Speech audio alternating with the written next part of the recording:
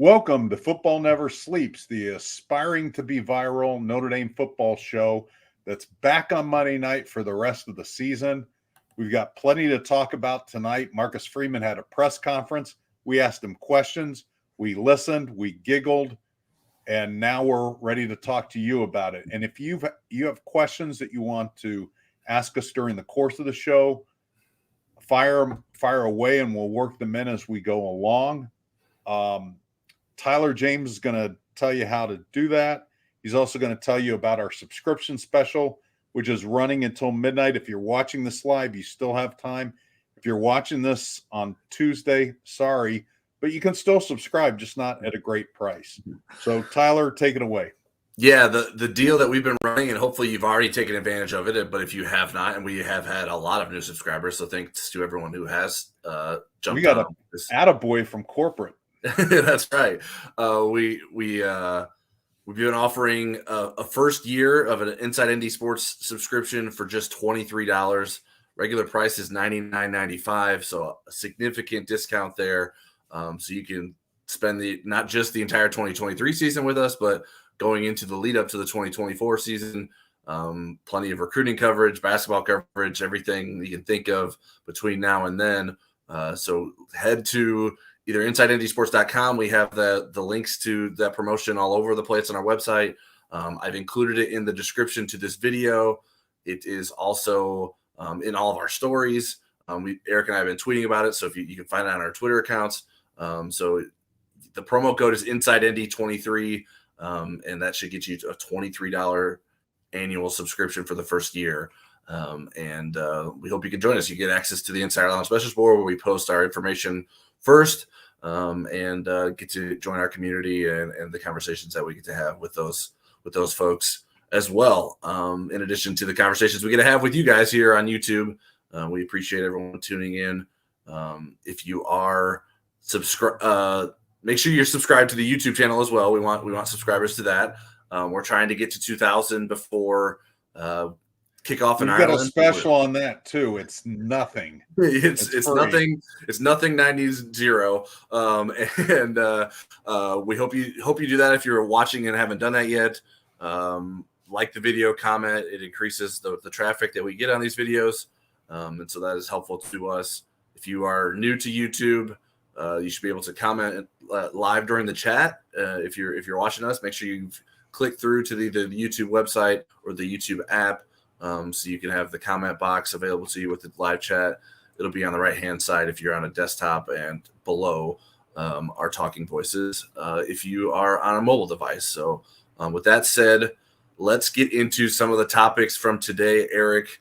I know one of the big things that you talked to Marcus Freeman about, and he emphasized in his press conference, was how Notre Dame has been leading into the sports science this preseason leading up to the season. What do you think they've been able to do? Why do you think they went this way? And what can you sort of tell us about that? I'm going to master the art of answering multiple part questions. So let's go to the genesis of this. First, Marcus Freeman in his first year as Notre Dame head coach felt like, man, it seems like we're having a lot of preseason training camp injuries. And so his mantra is, let's question everything they did. And they came up with a different plan this year to reduce injuries. And he was able to rattle off some tangible results. Less than half the concussions of last year. They had fewer soft tissue and ligament injuries. They also had 79% less hydration. Now, he attributed some of that to the weather, but less dehydration. They didn't have 79% less dehydration. Yes, dehydration, and maybe 79% less hydration as well. But he attributed part of that to the weather, although we had a couple stretches of pretty hot weather, and we've got another one coming up this week. In fact, it was pretty hot today, which is why I'm wearing this white shirt, because I had to do a TV hit out in the sun. But then it even extends to how they're going to Ireland, how they're coming back from Ireland, how they're changing their practice schedule and how they're going to stay overnight in Ireland Saturday night, because that is a night game Ireland time. It's a 7:30 Ireland kickoff, even though it's 2:30 in the Eastern time zone here in the United States, which is something the 2012 team didn't do and almost paid dearly for it when they came back. They just kind of went through their normal routine, flew over to Ireland, looked at the Guinness in the bars as they went to the stadium, and then they flew back that night. And then their schedule was kind of all over the place as they got back. They got in crazy hours and really were dragging all week and almost lost to a really bad, not a really bad, but a middling Purdue team. So it one of the names that comes up pretty frequently in conversations about this is John Waggle. John was hired in May of 2022 as an associate athletic director for football performance. And John's background is really interesting. He's got a PhD, master's, and a BA, which is 2 more degrees than I have.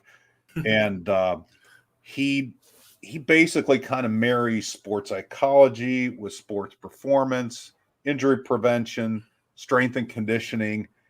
And so how that kind of played out this year in training camp, and this happened days that we were even in there, where they would say, let's cut a period off of practice today. Or, it was about adaptability. They go in with a plan, knowing that it might change. And so it was really kind of interesting to hear Marcus talk about, hey, I was open to do that. If somebody could explain to me why this is a good idea, I'm open to it. So it's really going to be interesting to see if that sustained itself over the course of the season. I know people say, well, wait a second, Kevin Bauman retore his ACL and Aiden Gobirer. I mean, you're not going to ever be totally injury free, but I mean, Pete Sampson and I were talking at the last, Pete Sampson from The Athletic at the last open media window, and he said, is this the fewest guys you've seen in the pit, which is their injury area, kind of this close to the season? And yeah, usually there's not stationary bikes for everyone.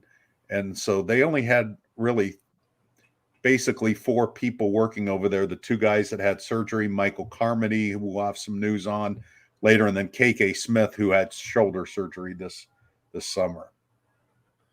Yeah, Amir Carlisle has been over in that area just as much as some of the other guys. He's the director of player development for Notre Dame, and it was interesting to see him hanging out with those guys, but also the fact that there weren't a lot of guys over there was certainly encouraging for Notre Dame, and seems to be a good sign for the Irish. Now, I think if you're playing devil's advocate, it's like, well, okay, did they prepare enough? Are they going to be physically ready? It's nice to not have injured guys, but there's some callousing that I think you have to do as part of preparing for a football season to get ready, especially with physicality and preparing to tackle. But Notre Dame builds in opportunities to do that they think will cover that, and so it's sort of finding the right lane for that. And right. We know, for as much as Marcus Freeman has talked about as a player's coach and some of this embracing of the sports science stuff, he's a hard-nosed guy. Like, he wants guys hitting each other and getting after it. And so he wants his coaching style to be reflective of that as well. So there's a little bit of a mix and match with how you sort of figure that out. And he's a new head coach going into his second year. He learned some lessons from his first season and feels like this is what is going to best prepare them. And obviously it's even more important given sort of the circumstances of the first game. When you're doing this travel, getting ready to go out on the road for this, and then coming back and not having a bye week the week after, you are making things a little bit more difficult for yourself than other teams are, even though maybe your opponents aren't as talented as some of the other teams that you could be playing across the college football to start the season. So I'm fascinated to see if the impact it's made in the preseason is a correlation throughout the rest of the season, and they can stay healthy beyond this preseason as well. Yeah, I want to emphasize, at least in the practices we saw, and it wasn't every practice, but we saw a lot of intensity we saw a lot of things at full speed. It was just a matter of some days they weren't bringing the guys to the ground. It was more tag off or just kind of hug them or whatever. I mean, it wasn't Jordan Botello them and knock them into next week. And so they try to find a balance. And I've seen maybe this approach backfire before when you're not doing things at full speed ever. Happened to Charlie Weiss, and he had to reintroduce physical practices at full speed during the season. And then they did have a bunch of injuries on top of not having gone full speed. But a lot of it was, they were kind of doing more walkthrough stuff than actual practicing, which is kind of an NFL type thing that Charlie had brought with him. When he had a veteran team, that worked great. When he had a team that turned over its roster, it didn't work great. It worked bad. They were 3-9. Yeah, and that is not what Marcus Freeman wants going into his second season. Let's get to a couple questions here before we move on. Eric Swope asked, based on your observations of total practices, put yourself in Coach Freeman's shoes. What would be your core message in addressing the team going into the Navy game and going forward into the season?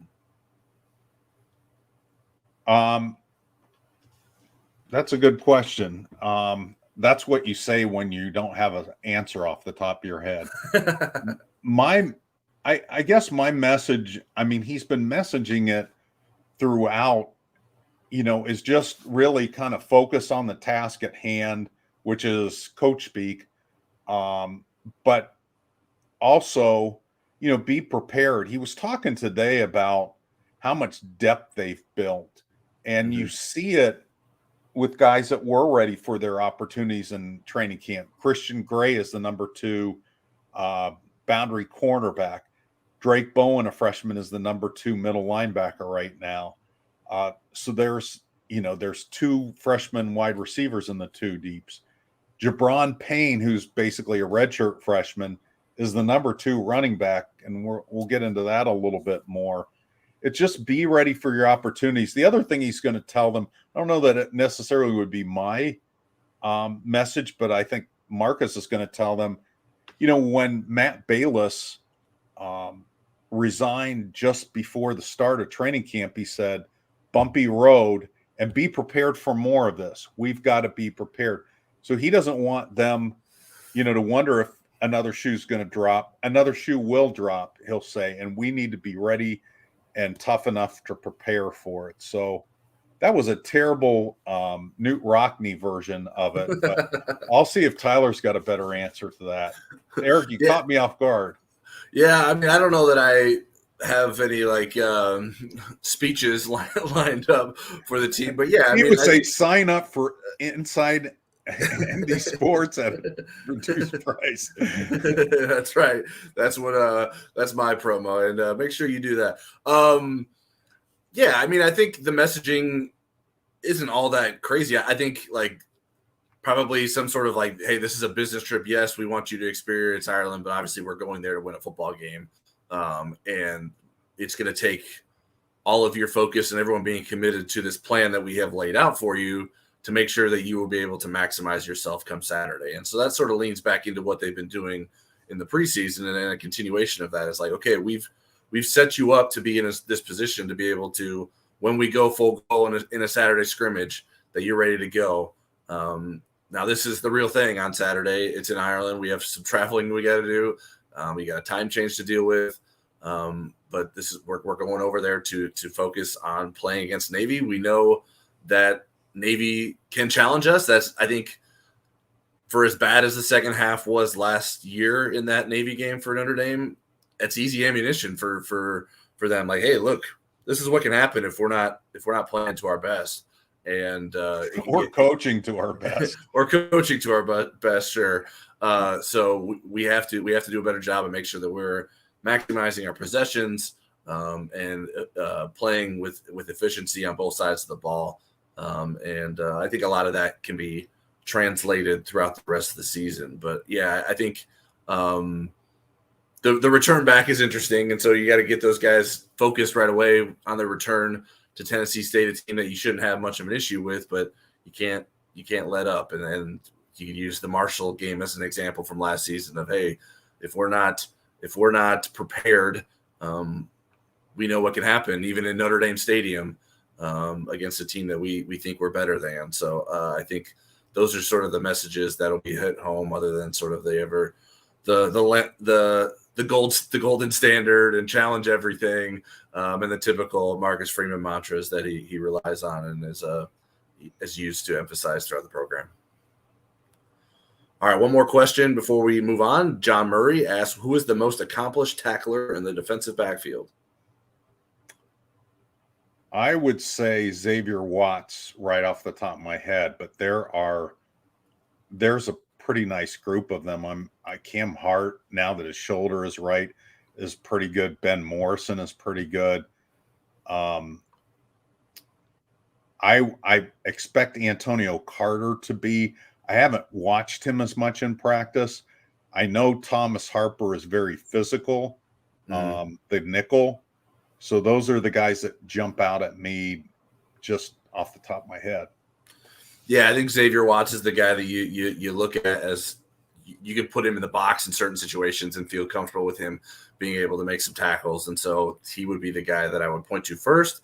But yeah, after that, there's some guys that have had opportunities to make plays. If you're talking about accomplished, who has done it the most, certainly Cam Hart has plenty of experience.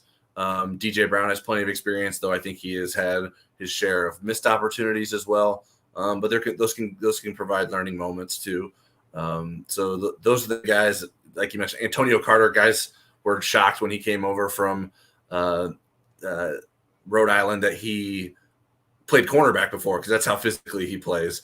So the fact that he is a physical player at the safety position, I know that Aztec role, which anytime you offer a new name for something, it gains traction. Is when Notre Dame wants to put a third safety on the field, and that DJ Brown and Antonio Carter have been asked to play those roles. So obviously Notre Dame feels good about those guys in the box as potential blitzers, but also guys that can make plays in more physical situations than all your defensive backs can. So I think those are all guys that should show well in opportunities as tacklers in the defensive backfield, and they'll get opportunities obviously against Navy, because Navy's going to want to get on the perimeter and get into the secondary with its option game. And I think one thing to also keep an eye out for is like Notre Dame moving a linebacker back to a safety spot, whether it's Jack Kaiser or someone at that rover position. Jaden Osbury, I think, is someone that could be a candidate to do something like that. So I think Notre Dame will try to put sure tacklers on the field as much as it can against a Navy team when it's expecting it to run. And just what's up right back to you, Michael. Thanks for joining us. We appreciate you coming in and stopping by. And Michael suggested to let the second string start against Tennessee State. I don't know that it'll be that extreme, but I would anticipate to try to get the second string guys out there as soon as possible in that game and build up a pretty good big lead. And they're going to play against everybody. I mean, there's going to be, at least on defense, you're going to see a lot of guys that are quote unquote second team that are really rotational players. All right, Eric, one of the other things that happened today was Notre Dame released its official depth chart for the first time going into the Navy game. It'll be the same one for the rest of the season. I'm just kidding. It will probably not have a lot of, especially those ones that have oars. I don't think the oars will ever be removed unless those guys aren't able to play. So I think it fell in line mostly with what we've been reporting and observing through camp, but I think it's worth looking back on what we've seen throughout camp and our expectations coming into camp, and how those have changed throughout the preseason. So the first ones, I think probably the biggest position battles that we were monitoring going into the preseason was the guard spots, and Rocco Spindler at right guard and Pat Coogan at left guard have won those position battles. What are your thoughts on what they've been able to do to earn those spots, and how surprised are you that is how it's played out? Well, it's interesting because you have four guys from the same recruiting class in the starting lineup with Zeke Correll, the fifth-year center. The Coogan one blows my mind, and I knew that he was a big physical kid. It just seemed like in the recruiting, Notre Dame kind of went back to Pat Coogan when they lost someone else, and he was a little bit of an afterthought in recruiting.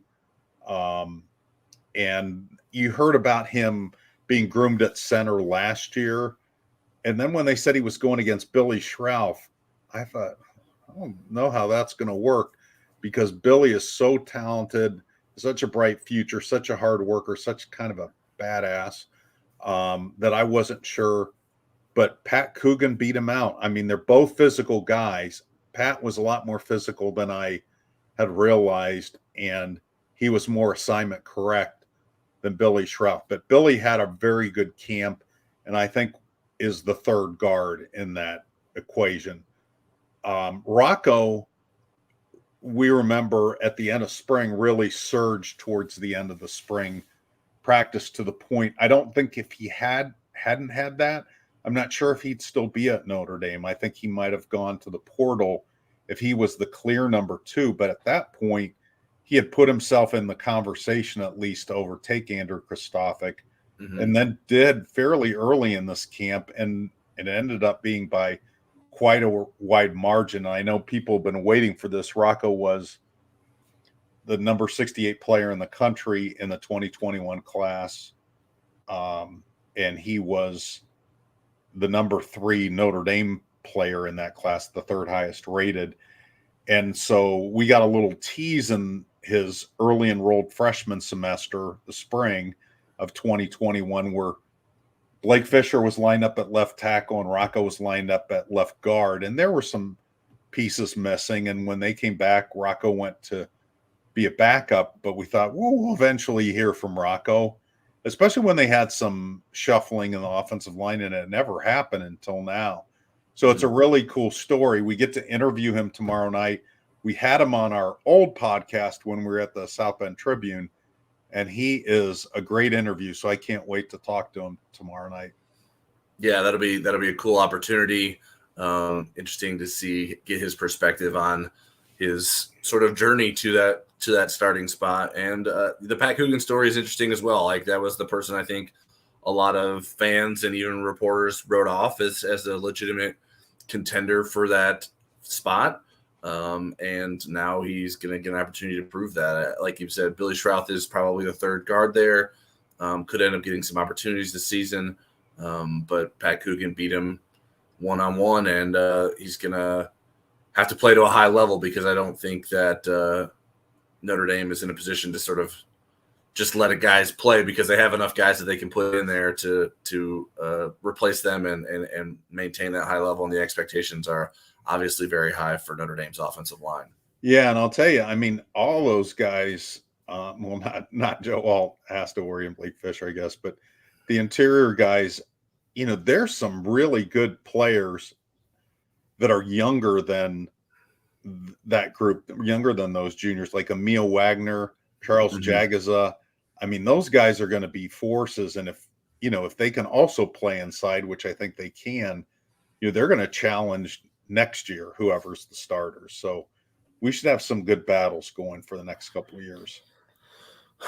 So center Zeke Correll will be lining up in between the two of those guys, and he has been dealing with a little bit of an ankle injury so far in camp. But we heard today from Marcus Freeman that the plan was for him to practice here on Monday, and they're expecting him to be available. That isn't necessarily that does align with what we had heard last week, but the fact that he's progressed to that point where Notre Dame feels confident in that is certainly a good sign, and they'll continue to get some work this week and hopefully get some rest in the same when he's not on the football field, to be able to make sure that ankle's ready to go, because Notre Dame certainly could use his experience in the middle of that offensive line when he's got two inexperienced guards next to him.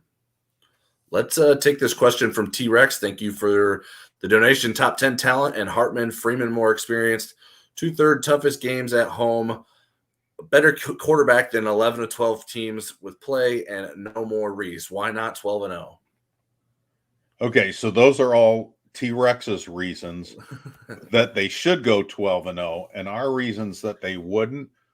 I think Ohio State has more talent, even though that game is in Notre Dame Stadium. Notre Dame is going to have to coach and outplay them. I'm not saying that that can't happen. I just think that there's not a lot of margin for error with injuries at certain positions. For example, Sam Hartman to Steve Angeli is a big drop.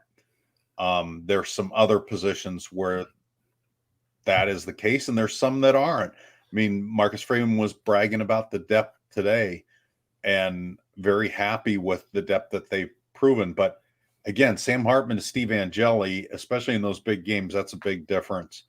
I think, you could get thin at wide receiver pretty quick. Audric Estime, they have great running backs. I think they could survive, but it's great to have him. He's the guy that you can really count on. So that's why I'm not calculating 12-0. I think that USC still has the better quarterback. They have some nice pieces on defense to complement him. Don't know how cohesive that'll be if they're as good as advertised, but they have some good pieces there. And then you think about the Clemson game down in that environment when there's not a hurricane. I think that will be a real challenge. I think their defense will be really good. And Cade Klubnik will probably play a lot better than he did in his cameo at Notre Dame Stadium last year. So, that's kind of where I'm leery. And we did kind of semi-hyperventilate about the defensive front. At least I did. But I have to see it against really good teams. So I'm not saying you're wrong, T-Rex. And if you're right, I will refund your $4.99. Wow. Okay. We'll see how well Eric knows how to make that happen. I'll try to find T on the YouTube somewhere and get it to him. Everybody's going to claim that they're T-Rex now. Yeah, you're going to get 100 emails if Notre Dame goes 12-0. I'm sure. Hey, if they go 12-0, it's good for our business. So it makes for happy people. Yeah, I think the two like top 10 talent. I think I'd be curious. I don't know how firm I would be on the top 10, but like you mentioned, Ohio State is a team that I would say has more talent than Notre Dame on paper. Today, the preseason AP All-American team came out, and Ohio State had 5 people on and that includes a first team and a second team. I think it's 54 members total, if I'm remembering correctly, and 5 of them are Ohio State players. Notre Dame has 2 players on that list, those being Joe Alt and Benjamin Morrison. But for the rest of the things that T-Rex says, like Hartman, Freeman's more experienced. You get 2 of your 3 toughest games at homes. You have a better quarterback. I think those are all reasons to be optimistic about this team. The one that I would take issue with is the Reese part. And even if you're not a Reese fan, I just think like Jared Parker is an experience. Like, how do you know that Jared Parker is going to be better? You're just taking Marcus Freeman's word for it. We'll see. We'll see what happens with Jared Parker back there as offensive coordinator. I'm not saying that he won't be successful, but he has to, just like Eric was talking about, that defensive line, prove it in some game settings. And honestly, I don't know that we saw a ton in a lot of the live settings that we saw in terms of the offensive coordinator. Not that I think that was intentional. I don't think Notre Dame was trying to show us much, but the offense wasn't exactly lighting it up in some scrimmage settings that we saw. So the offense has a lot to prove under offensive coordinator Jared Parker. We were talking about the offensive line before T-Rex kindly submitted that question and donation. So what do we think about the chemistry of this offensive line unit and where this group will be with Zeke Correll coming back in the middle, Rocco Spindler and Pat Coogan as the new guards, and then obviously the tackles with Joe Alt and Blake Fisher? Well, we had seen a practice at Schoolfield in South Bend. When was that? About a week and a half ago, Tyler? 2 weeks ago? Almost? Yeah. I think that was the 14th or no, that was the 10th. I don't know what the date was. Yeah. Yeah. And they got beat fairly regularly. Again, I don't think they were doing anything to fool the defense. They were trying to run a very vanilla offense. And yet there were probably some things that looked disturbing at the guard positions, but that was just when Rocco had kind of overtaken Christophic, and Coogan and Schrouth were still battling. we've seen a lot of reps with that starting five, and then also with Ashton Craig as the center with Zeke Correll out for a little while. But you know, this is an important week for them. Last week was an important week for them to get that chemistry going. You know, and I think early on, the biggest problem is going to be pre-snap movement. That usually is early in the season because, again, you're not quite always seeing things with the same set of eyes. But I do feel much better about Rocco getting so many number one reps during this fall camp. It wasn't that he just overtook Andrew Kristofic right at the end. He's been working next to Blake Fisher and Zeke Correll for a while now. So I don't expect it to look like a finished product in Ireland, but I do think it's going to look a lot better than it did at Schoolfield, where there was panic throughout the Twitterverse or the Xverse, whatever it is. I know I was starting to be concerned, and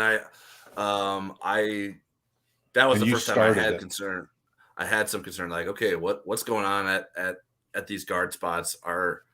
Is there still a rotation? Like, what's going on? Who's going to win these battles? Like, do they need to settle this and move forward? And they sort of have since then. And I did look back. The 8th would have been when we saw that practice, so almost 2 weeks ago. For when we saw Notre Dame have a live practice in South Bend.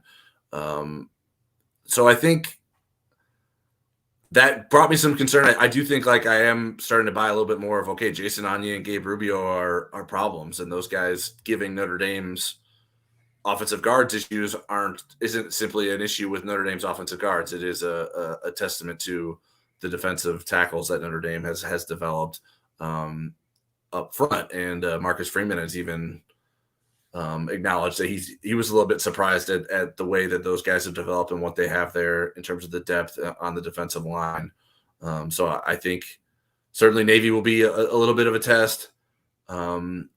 You get to sort of ease into things with the following week with Tennessee State. I don't know that you're going to see a lot of things that are going to be a lot of physical demands for those guys. Like, and that's the thing about Rocco Spindler and Pat Coogan. They're going to be able to impose their will as long as they know what they're doing and they're reading the things right and seeing things through one set of eyes. So I think those are the things that Notre Dame needs to make sure that those guys are being on the same page with each other, having good communication with their tackles and their center, and working together to make sure that they're both protecting Sam Hartman and paving the way for the running game. All right. A little bit of a surprise. You mentioned a little bit earlier, Jabron Payne servicing as the number 2 running back. There's a lot of oars there in the backfield beyond Audric Estime, but Jabron Payne has he was oar-free. Put himself in position to be amongst the first options coming out onto the field after Audric Estime gets a break. I mentioned Jabron Payne as one of my breakthrough players in our prediction video that we did last week. So well, good for you. Feel a little good about that. What have you seen from Jabron Payne this camp in terms of his ability as a running back, and what do you think he can do for Notre Dame when given some opportunities? Well, it started in the spring when they had a lack of bodies. You know, Devin Ford wasn't there. Jadarian Price wasn't back yet. Jeremiah Love hadn't arrived. So it was Audric and Jabron. So he got a lot of reps. But I remember looking and saying, he looks pretty good. You know, it's too bad when these other guys get here because he's going to be 5th string. And that didn't happen. He stepped up and continued to get better. He definitely has some speed. He's, you know, the thing that Marcus Freeman talked about today was how well he does all the jobs. He does a really good job with pass blocking. He does a really good job with receiving. He does a really good job with blitz pickup. And so maybe Jeremiah Love isn't there on some of those. Jeremiah Love was faster than Jabron. And Devin Ford probably is too. Yeah. And Jadarian Price is better in the passing game. But Jadarian missed a lot of time. I mean, he missed all of last season, all of last summer, all this spring, and then really didn't come back to full go until training camp. So he's playing catch up. They're the same class. They're the same age. They're both sophomores. I still think Jadarian Price is going to edge up to number 2 at some point, but Jabron's not going away. I thought, this is a guy that will be stuck being number 5, and he doesn't look like a number 5. He looks like a guy that belongs on this roster. And, as long as he can stay healthy, he's got a chance to really contribute this year. Yeah, I think he's a very versatile back, and I think that really helps him. And I think Dylan McCullough wanted him. I mean, he sought him out and made him a priority once Dylan was no longer at IU, which is where he had originally recruited Jabron Payne to. And then Jabron backed off of his national letter of intent and was able to be recruited by Notre Dame. So Dylan McCullough obviously believes in him and is going to give him those opportunities.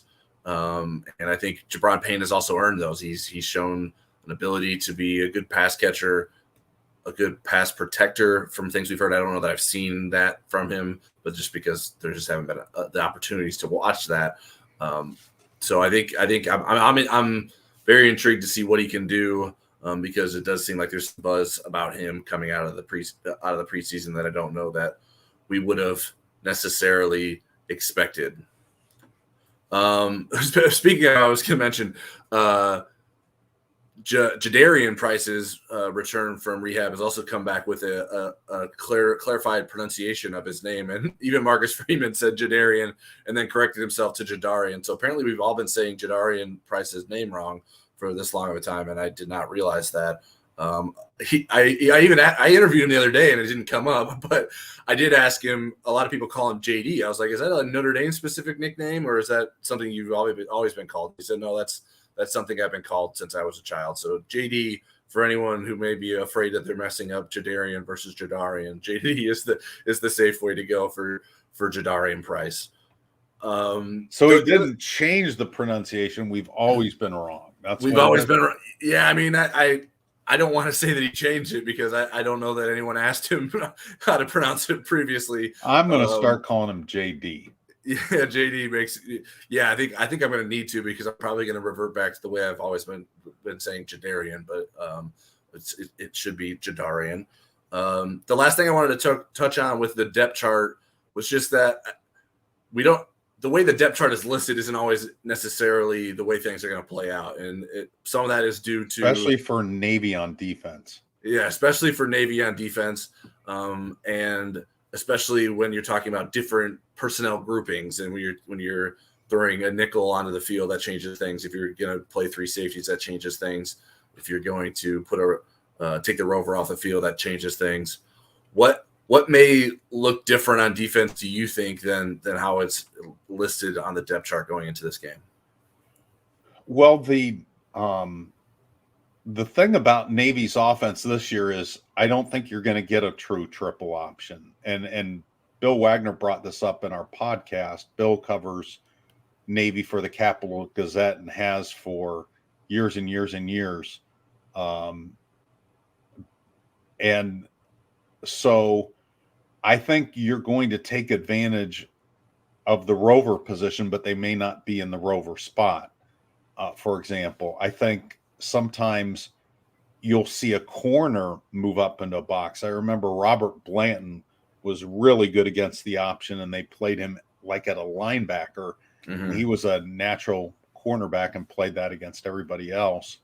You may see Jack Kaiser move back to his high school position of safety.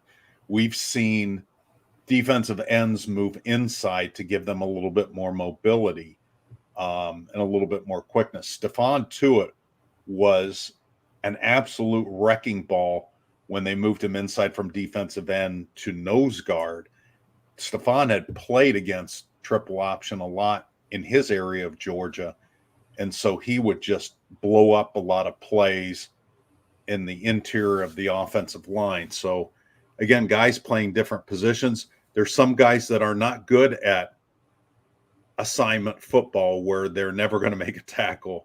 Yeah. And so you'll see different people rise to the occasion. But I mean, we got some idea last year about the guys that were good. And then there's guys that get better at it. I think for some reason, I think Jalen Snead is going to be a big factor in this game with his speed and so forth. We may see him on the perimeter playing linebacker, where I think he's going to be more of an inside guy. Even though isn't he listed as a rover in the official depth chart? Yeah, he's listed as the backup rover behind Jack Kaiser, and then Jaden Osbury is listed as the backup will. But I think in actuality, Jalen Snead might be the backup for both of those spots. Right. And they want to get Jaden Osbury on the depth chart, so that's how that works out that way, in my opinion. Not that Jaden Osbury didn't deserve it, and I think Jaden Osbury is probably 3 at both of those spots and could get some playing time this season as well. Jaden Osbury is just a freshman, so I don't know what to kind of expect in this game, and I know that Notre Dame has linebackers that are good at playing the option, but Jaden Osbury is the kind of player that gets on the field that has a bigger role than you might expect. So, yeah, I think there's a chance he could do something. Josh Burnham may be a guy, and Junior Tuhalamaka just because he's so smart. So we'll see. Yeah, those are guys that are former linebackers, and I think Antonio Carter could play a role in terms of being with his physicality. We're obviously learning about him all together because he's a new player to Notre Dame, but I think he's a guy that could play in like a roverish role or like a nickel back role, although it's not really a nickel, but just sort of lined up in that area of the field, whether maybe it's like a 4-4, like Michael Parks is talking about. I think those are the kinds of things that are possible with Notre Dame's defense that might not necessarily be reflected on the depth chart going into the week. Yeah, we should mention that Navy's offensive coordinator, Grant Chestnut, and that's with only one T at the end of the word, not in the middle, but he was at Kennesaw State, an FCS school, and they ran really a spread. So they're trying to marry some concepts here. But Marcus Freeman felt really good that Al Golden has a game plan, whether they see a traditional triple option with a little bit of passing mixed in or see more spread, but with, Navy position groups like slot back and so forth. So that part will be fascinating, kind of the feeling out process in the first half. Yep. Jay Gibbons, sorry that your YouTube notification must have got swallowed somewhere. I don't know what happened there either, but we are happy that you have arrived, even if maybe a little tardy. I wanted to get to a couple more questions. Eric Swope asked, what about my game plan for Ireland? My game plan is to show up with all the proper identification and money to take in everything that I need to in Ireland. I don't have much of a game plan. Sleep we'll see how that goes, but I will be my time in Ireland will be roughly the same as the football team, because I will also be leaving on Wednesday and getting there early Thursday morning, and then heading back on Sunday. So hopefully things go well. This will be my first international flight, so I a little bit nervous. And just I'll be happier when I'm there than I am than I will be the day leading up to that. But I'm looking forward to it, and really great that I have the opportunity to go do that and make that visit on behalf of Inside ND Sports.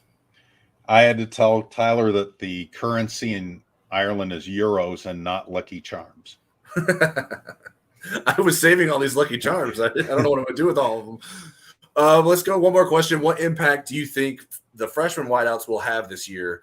Jaden Thomas will be wide receiver 1, but year's end, do you think one of the freshmen is wide receiver 2? And thank you for that question, WV Renovation. I think if Tobias Merriweather isn't wide receiver 2 by the end of the year, then there's been something that's short-circuited. I think Tobias is still the freakiest, twitchiest, fastest wide receiver on the roster, that combination thereof. And I think Chris Tyree has a chance to be really good. I think people are kind of writing him off based on not being a great kickoff returner and not being great running between the tackles. But I think what he's doing now fits his skill set better. And so I don't see a lot of opportunity without an injury for those guys, for Rico Flores and Jaden Greathouse to jump over those two. Where I feel good about those two is Jaden Greathouse is such a different kind of slot receiver that there's going to be a role for him. And against certain teams, maybe in certain games, maybe a better matchup to have on the field than having Chris Tyree for so many reps. With Flores, I think if Tobias Merriweather struggled a little bit early, they would maybe give some of those game reps to Rico until Tobias finds himself. I think there's a mental adjustment for him, and just having talked to him recently of going from a guy with one catch to being expected to be this breakout player. I think, he wants to live up to that, and he's trying to figure that out kind of mentally. How do I kind of work with this and get this all in my head and get this straight without thinking too much? And I think he will get it figured out. I've seen players in that position before. Sometimes it takes a few games. Sometimes it takes one game. It just takes one catch. But remember, he has one career catch. So once he starts getting involved in the offense, I think the confidence is going to flow and we're going to see him. But and really, when we think of the other freshman wide receiver, there's people that think Braylon James might be the best of the three in the long run, just because he's not as polished right now and he's got some really good skills as well. So those guys are definitely going to contribute. Yeah, Braylon is more similar to Tobias Merriweather in terms of like their build and their abilities and their speed. So that is something that Notre Dame likes in terms of developing, but he doesn't.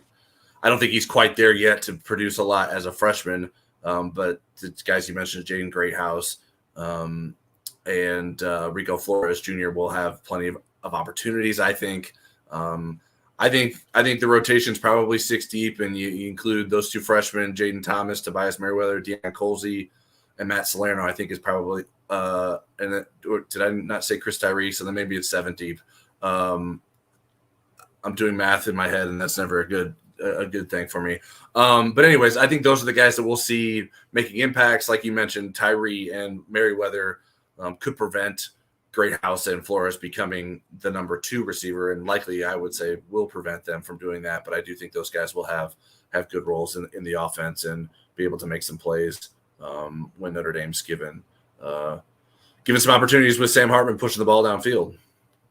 Yeah, I saw Michael. Do you want to take Michael Park's comment real quick? Chris Tyree. Dissing me a little bit. Yeah, Michael said, wow, Chris Tyree in a better position to succeed at receiver, taking on corners and safeties instead of linebackers and defensive linemen. Yeah, well, I mean, in the past game, Chris had a lot of receptions.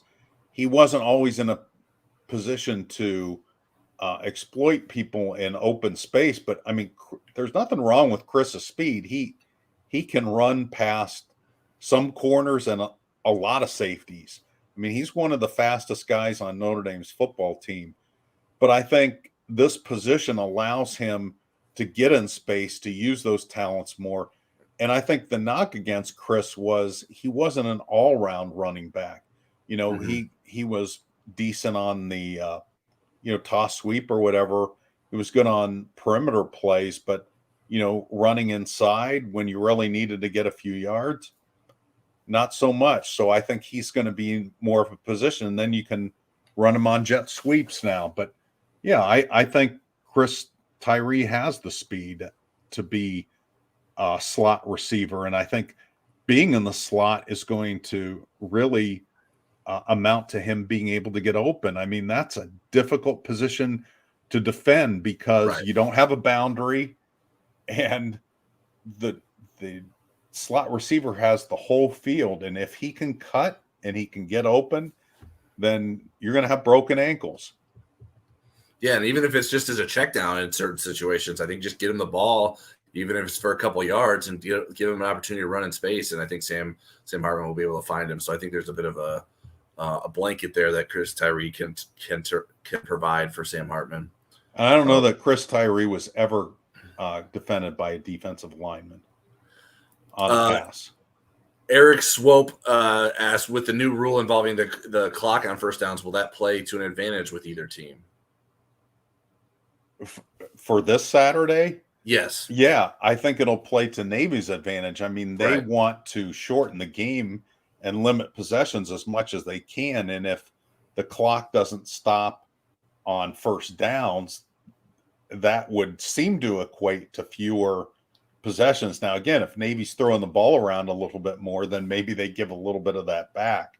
Right. But I would think the passing game is meant to be a very high percentage, low risk pass that's ball possession type of passes, that they're not, chucking it down the field unless they really feel like they can get Notre Dame sleeping. All right. I agree with that. Nothing else to add. Do you want us to run us through the injury updates we received from Marcus Freeman today? Sure. So there were 2 guys that had surgery this past week, and it was successful surgery. We haven't heard about too many unsuccessful surgeries, although there was a guy at Wisconsin way back early in my career where they operated on the wrong foot. So I would say that would be unsuccessful surgery. That sounds unsuccessful to me. Right. But Aiden Gobira and Kevin Bauman had their ACL surgeries. They're now into their rehab. It's going to be a long road back for both of them. They're both out for the season. I don't want to say it's the surprise, but the injury we didn't have specifics about was Michael Carmody, who's now a backup tackle, one-time starting left tackle in an emergency situation a couple of years ago. But we hadn't seen much of him in camp. And then last week he broke his right hand, and then he had surgery on that right hand. We didn't get a timetable on that, but he is going to go over to Ireland and at least be a bystander and, maybe pick up an Irish brogue while he's there. Some people that we didn't ask about today, but I don't expect to play, Eli Reardon. He thought his timetable was going to put him back sometime between the Navy game and the Tennessee State game. We don't see him on the depth chart as one of the top 3 on the official depth chart. So that kind of raises a little bit of an alarm bell about him not being available this week, again, which was expected. And then Nolan Ziegler is not listed on the 2 deeps, which we didn't expect. He's just missed too much time. He'll have to play catch up when he starts being reintegrated into practices and so forth. He's been out with a personal situation. Michael Parks clarified. I think you guys are actually more on the same page than you realize. He was just saying that it took this staff to get him in the right position where the previous staff thought he was a better running back. So he thinks that the move is right for him, and might be putting, at least if I'm interpreting this right, that this will be putting Chris Tyree in a better position than he was put in at running back. Right, and with all the talent they have at running back, they needed another receiver, especially with the one Caleb Williams, the elder Caleb Williams, not staying with the team, into even spring practice, that he left the team. And so they needed numbers, and Chris Tyree's fired up about it.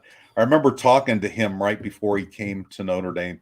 Very early in his high school career, he was a slot receiver. So this is not completely new to him, but certainly completely new at this level. Michael, I apologize for being offended. We don't have much time left, so let's talk quickly about Jared Parker. Obviously he was offensive coordinator for 2 seasons and name at West Virginia, but wasn't given all the play calling responsibilities there. So his experience is certainly a little bit light. What do you think we will see from him, not just this week, but this season? And what has Marcus Freeman done to get a sense for what Jared Parker can do as an offensive coordinator? Yeah, when T-Rex brought up the why not 12-0, I should have mentioned that. Not that Jared Parker may be a genius calling plays. We just don't know. Right. Because it's a big unknown. And I asked Marcus Freeman today, how do you get him in a rhythm of play calls without having had any games and really haven't doing it much? So what they did during training camp, they would unscript some periods, and then he would have to call plays during those periods so he could continue one after another, after another, after another to get him into that rhythm. But we still don't know if he's going to be good at it. And we may not know that until they play NC State, which is going to be a pretty stout defense. Mm-hmm. And I'm not discounting Navy. They were 2 in the country in rush defense.